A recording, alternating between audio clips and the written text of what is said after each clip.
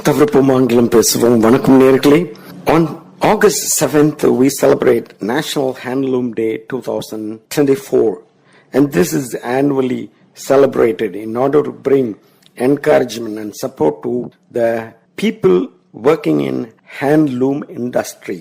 August 7ஆம் தேதி அன்று தேசிய கைத்தறி தினம் கொண்டாடப்படுகிறது. கைத்தறி நெசவு தொழிலில் ஈடுபடும் கைவினைஞர்கள் மிகவும் எளிமையானவர்கள். We see that the people involved in handloom industry, கைவினைஞர்கள் are simple and their way of life is also simple. நாம் காண்பது கைவினைஞர்கள் தேசிய கைத்தறி தினத்தில் நாம் கொண்டாடும் கைவினைஞர்கள் மிகவும் எளிமையானவர்கள், எளிமையாக தோட்டம் கொண்டவர்கள், எளிமையான வாழ்க்கை வாழ்பவர்கள். We see that the people involved in handloom industry are all simple people. They look simple, their way of life is simple, and they are able to support the national economy in their own way. அவர்கள் இந்திய தேசிய பொருளாதார முன்னேற்றத்திற்கு அவர்கள் சார்பாக ஒரு பெரும் பங்களிப்பையும் அளிக்கிறார்கள். On this day we have to remember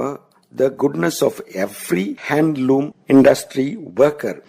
இந்த நாள் அந்த எளிய மக்களை நாம் அன்போடும் அரவணைப்போடும் நினைக்க வேண்டிய ஒரு நாளாக இருக்கிறது. We have to remember these people with love and compassion. இந்த மக்களை நாம் அன்போடும் அரவணைப்போடும் இன்றைய நாள் நினைத்து பார்க்க வேண்டி உள்ளது. We see that first time the celebration of National Handloom Industry Day was celebrated in 2015. தேசிய கைத்தறி தினம் முதலில் 2015ஆம் ஆண்டு கொண்டாடப்பட்டது. தேசிய கைத்தறி தினம் 2023ஆம் ஆண்டு சென்னையில் கொண்டாடப்பட்டது. 1905ஆம் ஆண்டு கல்கத்தாவில் செயல்பட்ட சுதேசி இயக்கத்தின் வரலாற்று பின்னணியில் உள்ள மிகப்பெரிய தலைவர்கள் பால கங்காதர திலகர், பிபின் சந்திரபால் மற்றும் லாலா லஜபதி ராய் போன்ற பெரிய தலைவர்களால் இந்த கைத்தறி நிறுவனங்கள் வழி நடத்தப்பட்டது. In a special way we have to remember that